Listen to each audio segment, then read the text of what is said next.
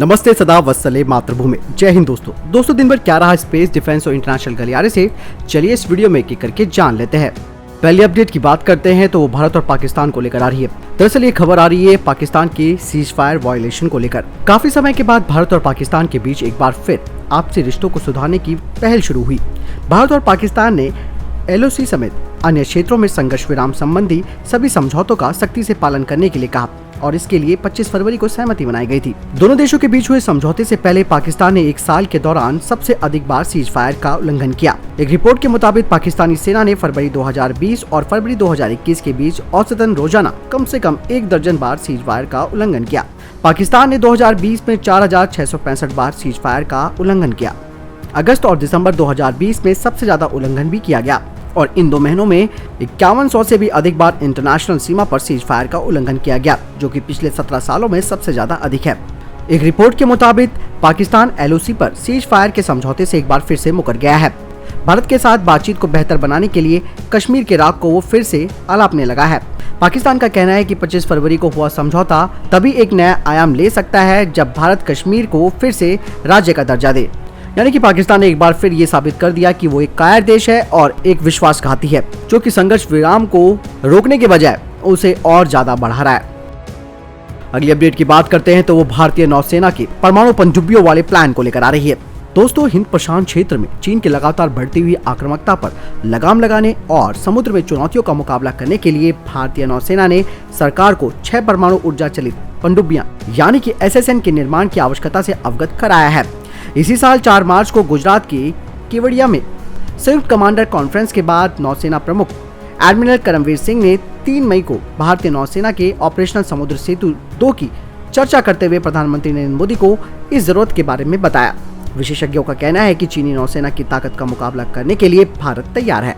साथ ही उनका कहना है कि SSN की इस योजना को भारतीय नौसेना के द्वारा चीन की नौसेना की बढ़ती ताकत का मुकाबला करने के लिए एक ठोस कदम के रूप में देखा जाना चाहिए। चीनी नौसेना की ताकत लगातार बढ़ती जा रही है। युद्धपोत जहाजों की संख्या के मामले में चीन ने अमेरिका की नौसेना को पछाड़ दिया है। हालांकि क्षमता और टन के मामलों में अमेरिका अभी भी चीन से काफी आगे है। पनडुब्बियों में वर्तमान में रूस पर लीज पर ली गई भारत के पास केवल एक अकुला क्लास की SSN है और एक 2025 से पहले लीज पर आने की उम्मीद है।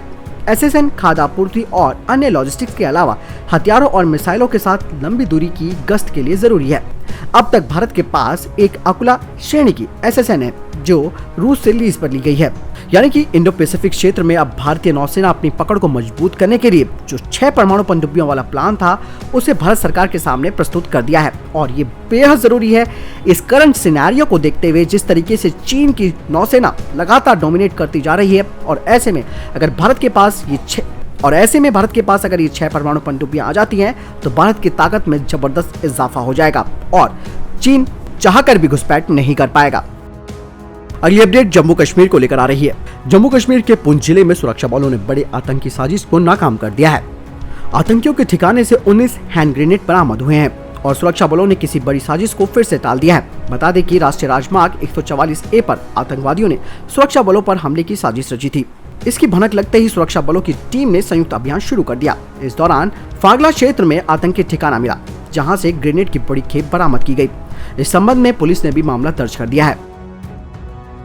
अगली अपडेट की बात करते हैं तो वो रूस को लेकर आ रही है।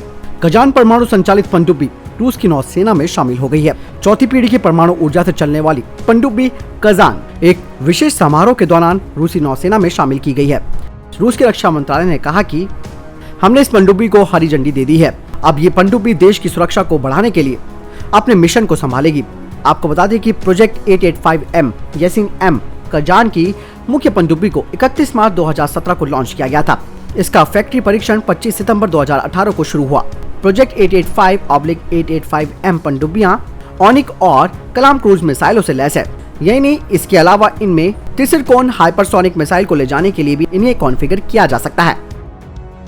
अगली अपडेट की बात करते हैं तो वो पाकिस्तान को लेकर आ रही है। जैसे कि आप सभी को मालूम है कि पाकिस्तान को कटोरा लेकर जगह जगह घूमने की आदत है। ऐसे में पाकिस्तान के प्रधानमंत्री सऊदी अरब पहुंच चुके हैं। सऊदी अरब ने भारत और पाकिस्तान के बीच कश्मीर समेत लंबित मुद्दों को सुलझाने के लिए वार्ता के महत्व पर जोर दिया, यानी कि बातचीत के महत्व पर उन्होंने जोर दिया है। पाकिस्तान के विदेश मंत्रालय ने प्रधानमंत्री इमरान खान और सऊदी अरब के युवराज प्रिंस मोहम्मद बिन सलमान के बीच हुई उच्च स्तरीय वार्ता के बाद एक संयुक्त बयान जारी किया है। इस संयुक्त बयान में कहा गया है कि भारत और पाकिस्तान के बीच 2003 में एक समझौते के आधार पर नियंत्रण रेखा पर संघर्ष विराम के संबंध में दोनों देश के सैन्य अधिकारियों के बीच बनी हालिया समझ का उन्होंने स्वागत भी किया। इमरान खान की सऊदी अरब की यात्रा के दौरान दोनों पक्षों ने द्विपक्षीय सहयोग के सभी पहलुओं की समीक्षा की और परस्पर हित के क्षेत्रीय एवं अंतर्राष्ट्रीय मुद्दों पर चर्चा की और विभिन्न क्षेत्रों में संबंधों को मजबूत करने की सहमति जताई।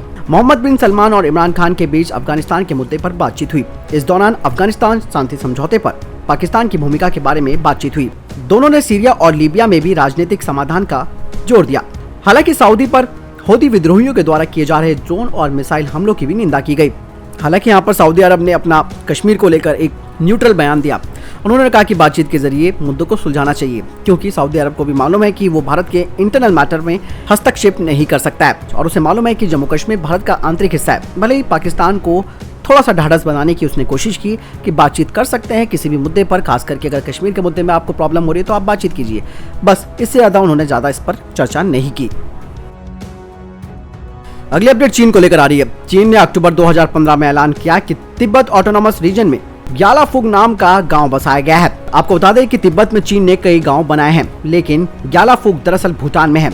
जिस तरह से दक्षिणी चीन सागर में चीन उकसावे वाली कार्रवाई करता है, अब वही कार्य चीन हिमालय में कर रहा है। इसके लिए वो अपने पड़ोसी देशों के साथ रिश्तों को भी खतरे में डाल रहा है। ग्यालाफुग के अलावा 2 और गाँव पर चीन की नजर है, जिनमें एक में निर्माण कार्य अभी भी चल रहा है। यहाँ 66 मील की नई सड़कें, एक छोटा हाइड्रो पावर स्टेशन, 2 सीसीपी प्रशासनिक केंद्र, एक संपर्क बेस, एक आपदा राहत कारखाना, 5 सैन्य police outpost, signal tower, satellite receiving station, सैन्य बेस, सिक्योरिटी साइट और आउटपोस्ट चीन ने बना लिए हैं। चीन भले ही इसे अपना क्षेत्र बता रहा है, लेकिन ये उत्तरी भूटान का अभिन्न हिस्सा है। भारत के साथ सड़क निर्माण और फॉरवर्ड पेट्रोलिंग को लेकर चीन ने 1962 में युद्ध कर डाला था। आपको बता दें कि 1990 से चीन भूटान के लिए 495 स्क्वायर किलोमीटर की जमीन छोड़ने का ऑफर दे रहा है, बशर्त है कि भूटान डोकलाम, चिरथांग, सिंचुलुंगपा, ड्रामना और शाकोट में 259 किलोमीटर की जगह छोड़ दे। अगली अपडेट चीन को लेकर आ रही है। चीन ने अब हिमाचल प्रदेश में बॉर्डर पोस्ट का निर्माण शुरू कर दिया है। ऊंचाई वाले क्षेत्रों में बर्फ पिघलने के साथ चीन की पीपल लिबरेशन आर्मी ने हिमाचल प्रदेश के जनजातीय लाहौल और स्पीति जिले के संवेदनशील कौरिक क्षेत्र में भारतीय सीमा के साथ एक पोस्ट का निर्माण शुरू कर दिया है। वहां के स्थानीय लोगों ने देखा कि पीएलए ने वहां पे पोस्ट बनाने के लिए कच्चे माल के लिए अपने स्टोन क्रेशर का संचालन शुरू कर दिया है। आईटीबीपी की एक टीम ने भी पीएलए अधिकारियों को स्पीति नदी की एक सहायक नदी पारिखू में सड़क और पैदल पुल का निर्माण करने की सूचना भी दी है। आपको बता दें कि पैरोची भारतीय क्षेत्र में उत्पन्न होती है, लेकिन स्पीति के संगम तक पहुंचने से पहले चीन के पहाड़ों में वापस जाती है।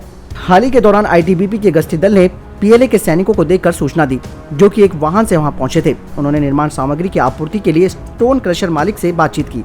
पीएलए ऊपरी क्षेत्रों में अधिक से अधिक सड़क और भवनों का निर्माण कर रहा है। चीन का एक स्थायी सेना शिविर लेमचा और भारतीय सीमा चौकी के पास डनमुर गाँव में स्थित है।